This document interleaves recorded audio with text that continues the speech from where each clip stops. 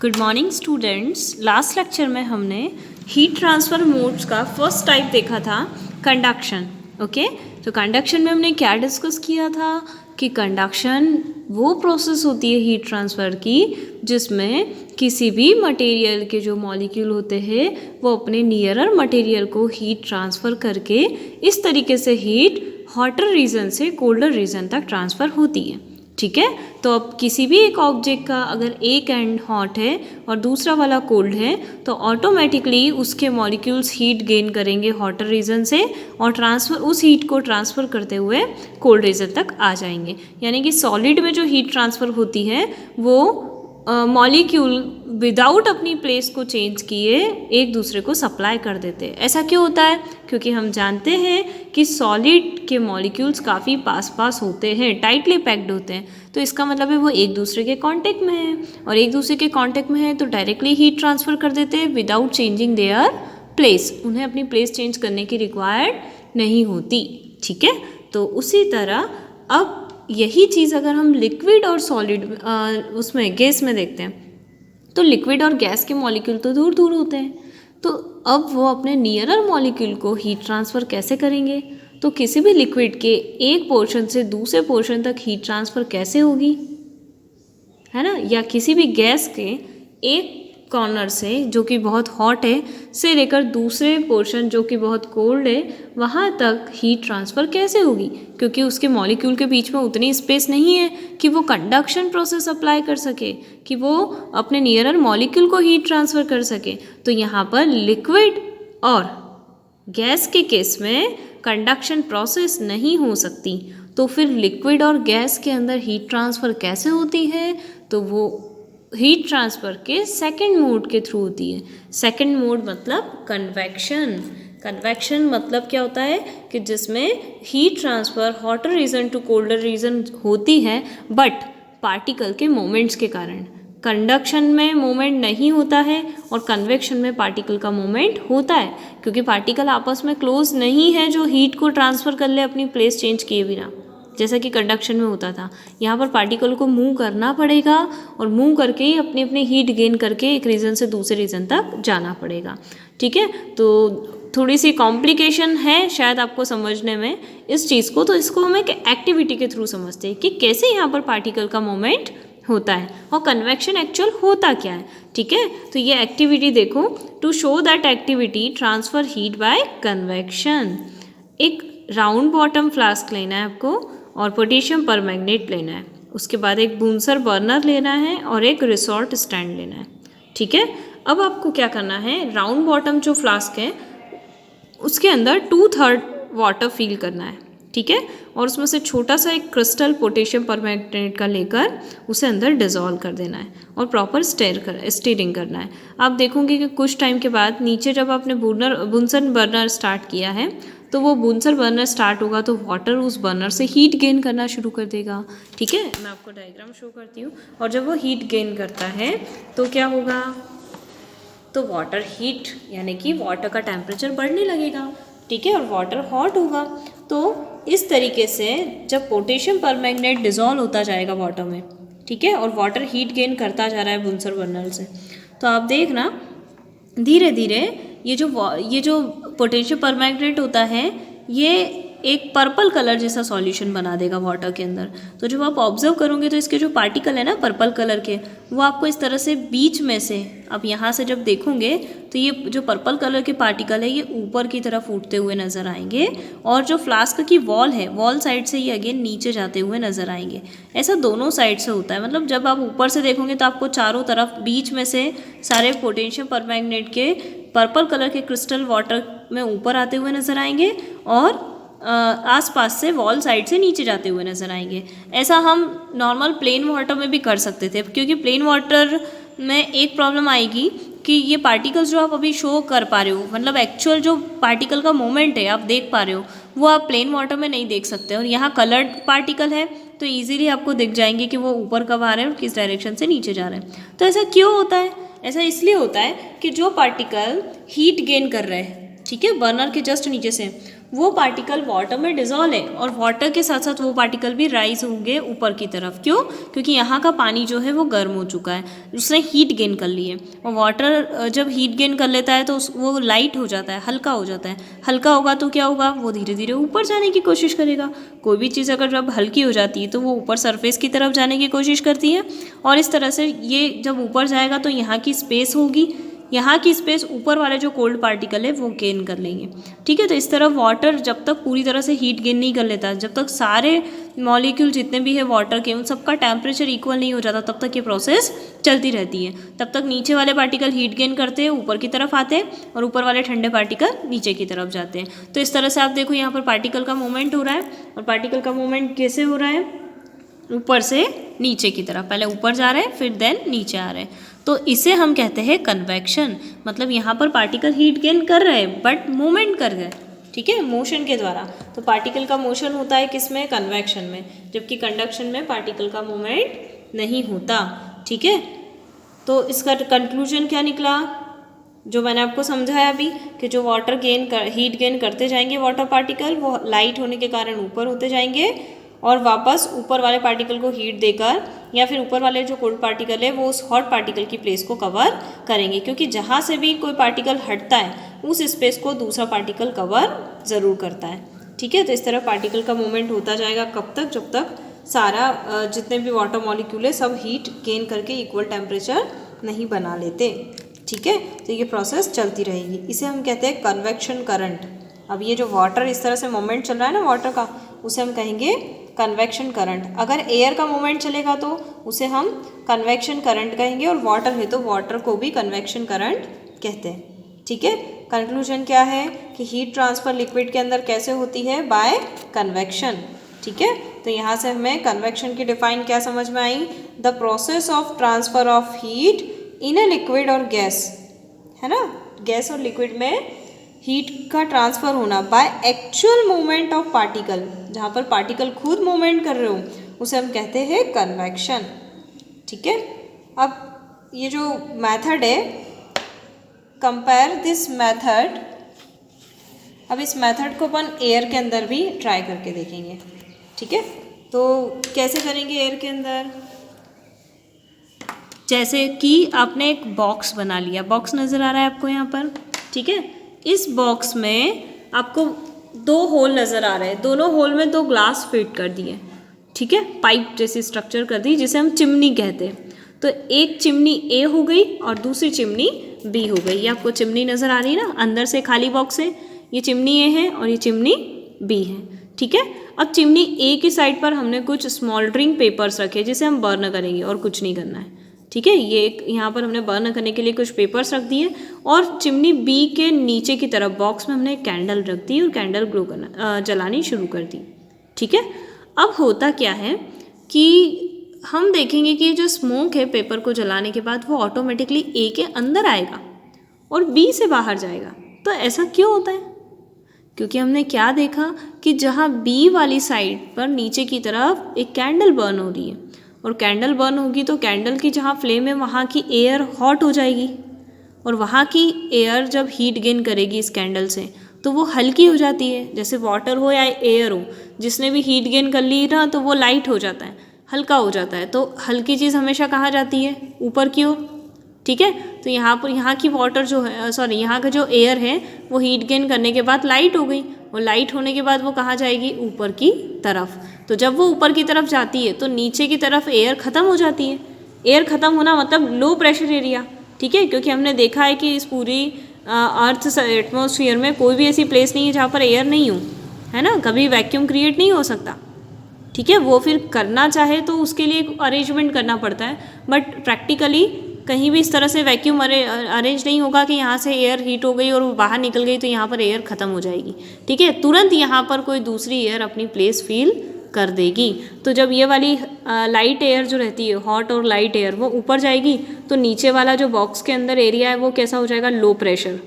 ठीक है, क्योंकि वहाँ पर एयर कम हो गई है तो वहाँ लो प्रेशर एरिया होगा, और इसके कंपैरिजन में ये बाहर वाला एटमॉस्फेयर से जो धुआं निकल रहा है हाई प्रेशर एरिया है। तो ये हाई प्रेशर एरिया, तो हमें पता है कि हमेशा एयर भी कहाँ फ्लो होती है? हाई प्रेशर से लो प्रेशर की ओर। किसी भी टाइप की एनर्जी है वो हमेशा हाई से लो की तरफ जाती है।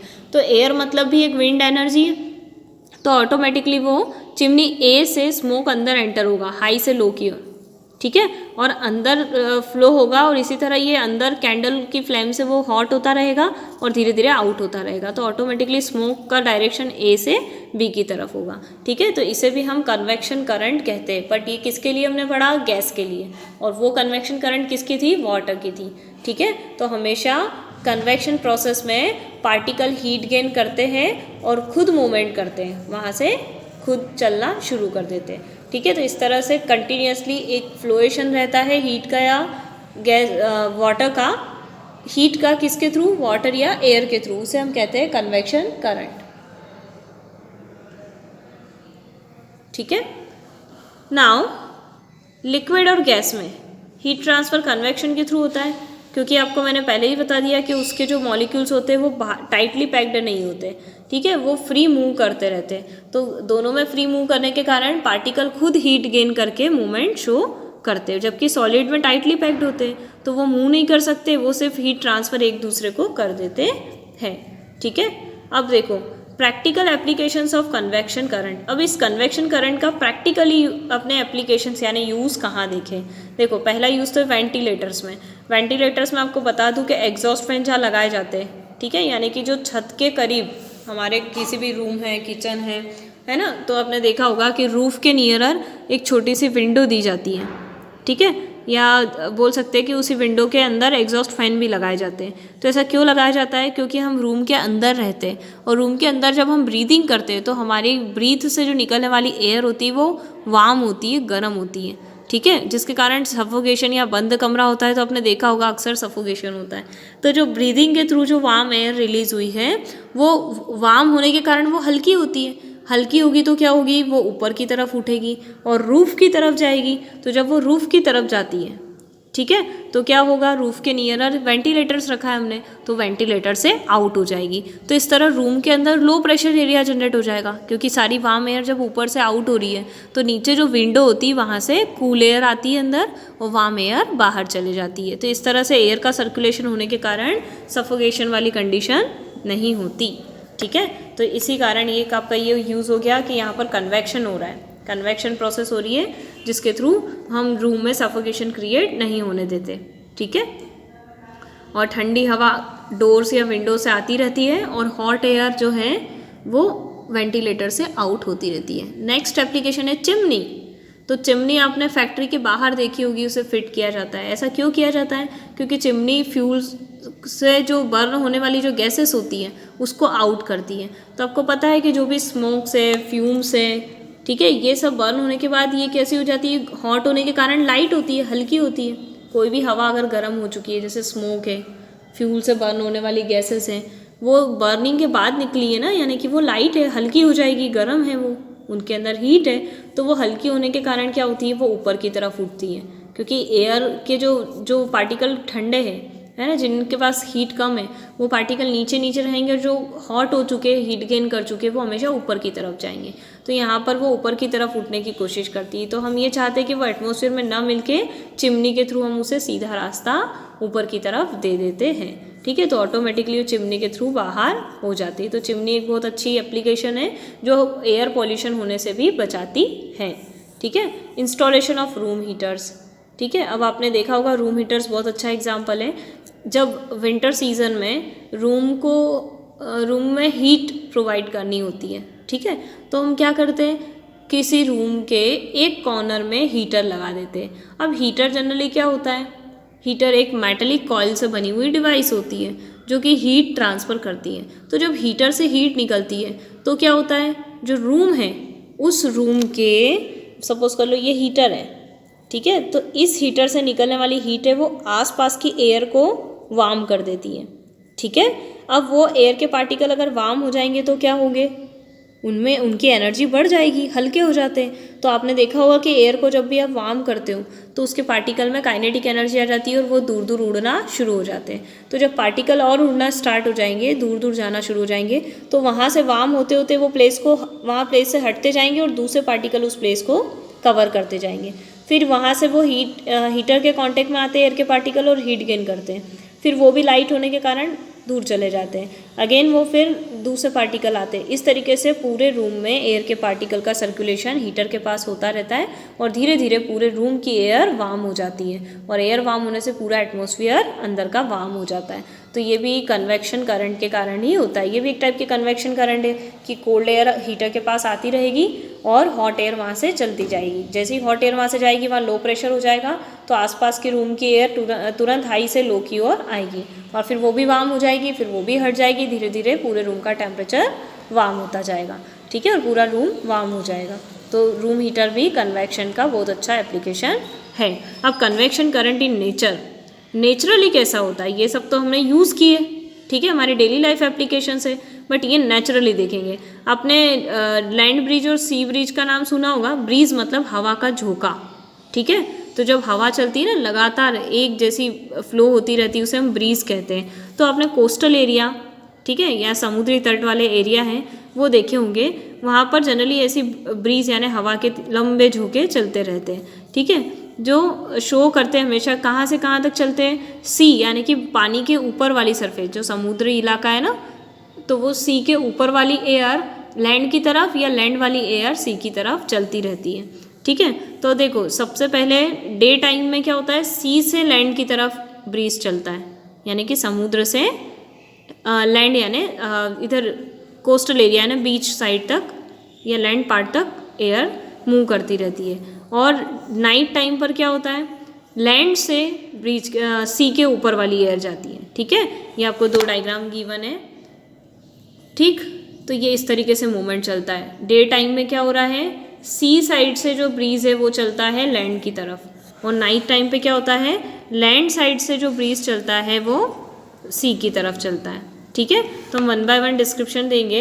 सी ब्रिज, अब सी ब्रिज में क्या होता है, देखो एक बेसिक थिंग समझना इससे पहले कि लैंड ब्रिज और सी ब्रिज का नाम क्यों आया। सबसे पहले लैंड यानी कि ज़मीन यानी कि रेत, सैंड, ठीक है, अपने कोस्टल एरियाज़ में देखा होगा अक्सर बीच साइड पे हमने सैंड सबसे ज़्यादा देखी है, ठीक है, यानी कि ओवरऑल लैंड की बात करते हैं तो सैंड पार्ट की बात करते हैं, और वाटर या सी के ऊपर की एयर की बात करते हैं यानी कि वाटर पार्ट, है ना।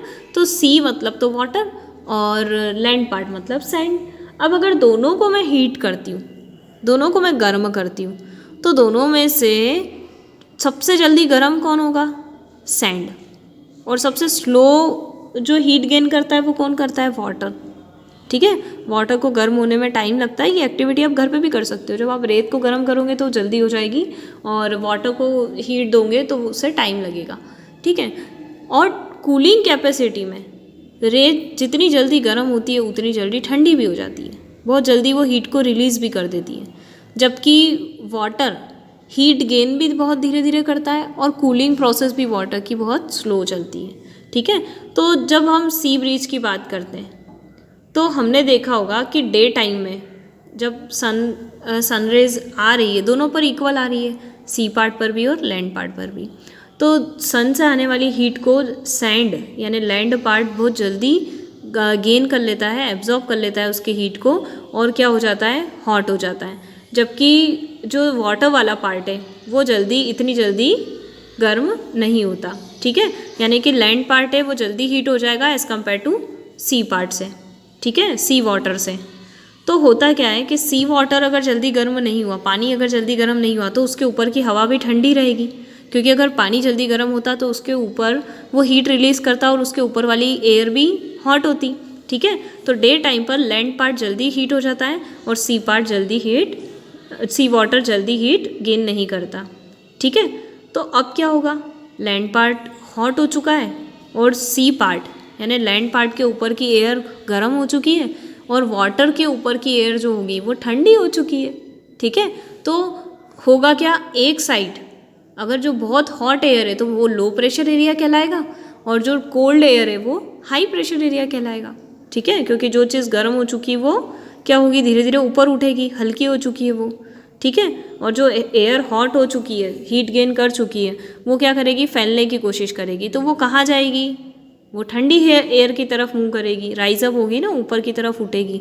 तो आप देखो कि लैंड पार्ट से यहाँ पर ये वार्मर एयर है। वार्म एयर क्या होगी, जो लैंड, ये रेत गर्म हो चुकी है, इससे निकलने वाली हीट ऊपर की हवा को गर्म कर देगी। और ये यहाँ पर डे टाइम पे क्या होता है, वाटर को टाइम लगता है गर्म होने में, तो ये लैंड के कंपैरिजन में वाटर क्या है, ठंडा है, तो इसके ऊपर की एयर भी ठंडी रहेगी। ठीक है, तो धीरे धीरे ये जो एयर है ये क्या हो जाएगी, वार्मनेस के कारण हल्की हो चुकी है और ऊपर की तरफ उठेगी। जब ये ऊपर की तरफ उठेगी तो ये कौन से एरिया कवर करेगी, कोल्ड वाला। अब जब यहाँ पे स्पेस बन चुकी है, ये वाली अगर ऊपर जाएगी तो इस जगह को कवर कौन करेगा, इधर से आने वाली कोल्ड एयर। तो इस प्रकार एक करंट चलता रहता है। ठीक है, एयर करंट चलता है, जिसे हम कहते हैं सी ब्रीज। क्या कहेंगे हम, सी ब्रीज। अब याद रखने के लिए आप कैसे याद रखोगे कि जब सी से लैंड की तरफ कोल्ड एयर मूव करती है तो उसे हम सी ब्रीज कहते हैं। ठीक है, अब लैंड ब्रीज में क्या होता है, नाइट टाइम की बात करते हैं। तो नाइट टाइम पे आपने देखा होगा जो लैंड पार्ट है वो जल्दी ठंडा हो जाता है, हीट जल्दी रिलीज कर देता है, और वाटर पार्ट है वो अभी भी गर्म ही रहता है। ठीक है, ठंडा बहुत स्लो होता है। तो इसके ऊपर की एयर वार्म कहलाएगी और इसके ऊपर की जल्दी ठंडा हो गया यानी कि कोल्ड कहलाएगी। तो ये वार्म एयर, दोनों में डिफरेंस आने के कारण क्या होगा, ये वार्म एयर वार्म होने के कारण, हीट गेन करने के कारण ऊपर की तरफ उठेगी, और ऊपर की तरफ उठेगी तो वो किस तरफ जाएगी, लैंड पार्ट की तरफ, जो ठंडा एरिया है। और जैसे ही यहाँ पर स्पेस जनरेट होगा तो ये कोल्ड एयर आकर इस स्पेस को फील कर देगी। तो इस तरह से वार्म एयर कहाँ से कहाँ मूव कर रही है, सी से लैंड की तरफ, और कोल्ड एयर लैंड से सी की तरफ। तो जहाँ कोल्ड एयर का मूवमेंट है उसके अकॉर्डिंग हम इसका नाम देंगे लैंड ब्रीज, यानी कि यहाँ पर ब्रीज मतलब ठंडी हवा का झोंका लैंड से कहाँ की ओर जा रहा है, ब्रीज की तरफ। तो इसलिए हम कहते हैं इसे लैंड ब्रीज। तो ये कन्वेक्शन के कुछ बेसिक नेचुरल एप्लीकेशंस थे जिसे हमने देखा, जो कोस्टल एरिया में आपको देखने को मिलते हैं। ठीक है, नेक्स्ट लेक्चर में हम रेडिएशन के बारे में पढ़ेंगे। Thank you.